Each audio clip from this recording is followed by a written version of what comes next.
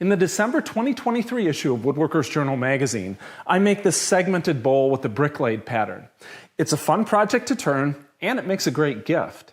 In this video, I want to share a tip I learned for orienting the grain pattern on these vertical laminations.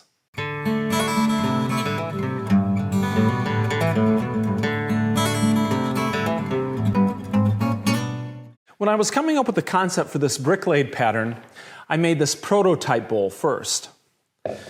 And here's the bowl that appears in the article.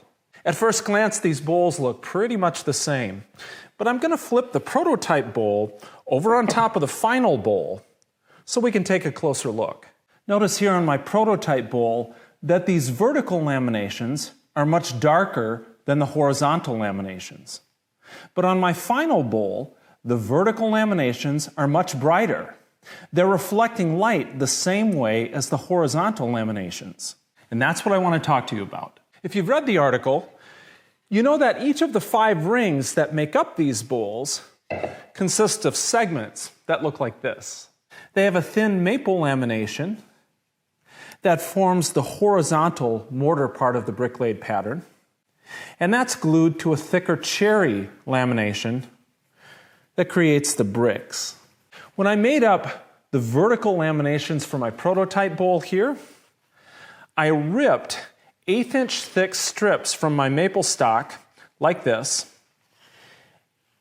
and I inserted them between the segments of each ring, like this.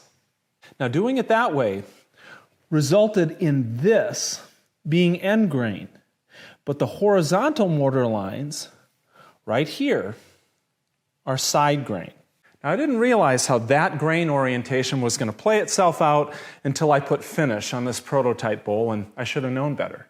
Because end grain soaks up finish differently and reflects light differently than either side grain or face grain. It finishes darker, and it doesn't reflect light as well because it's porous. It's just a basic fact about wood.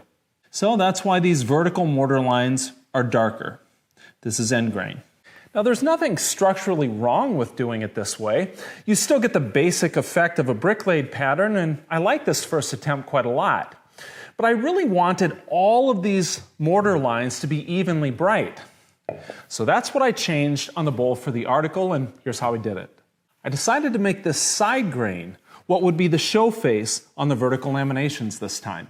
And to do that, instead of ripping thin strips of maple from the edge, which would expose the end grain here, I cross-cut thin wafers off the end of the piece of maple, which would give me side grain here. And that side grain on the vertical laminations matches the side grain of the horizontal laminations, which gives me an even amount of brightness in the mortar line pattern. Now, none of this is rocket science if you're clear about the basic properties of wood. And I do think planning for grain direction does impact how this bowl's pattern comes across. So keep it in mind if you make one like mine. You can read the step-by-step process for making this bowl and find a material list of the segment sizes in the December 2023 issue of Woodworker's Journal. I'm Chris Marshall with Woodworker's Journal magazine in Rockler, and thanks for watching.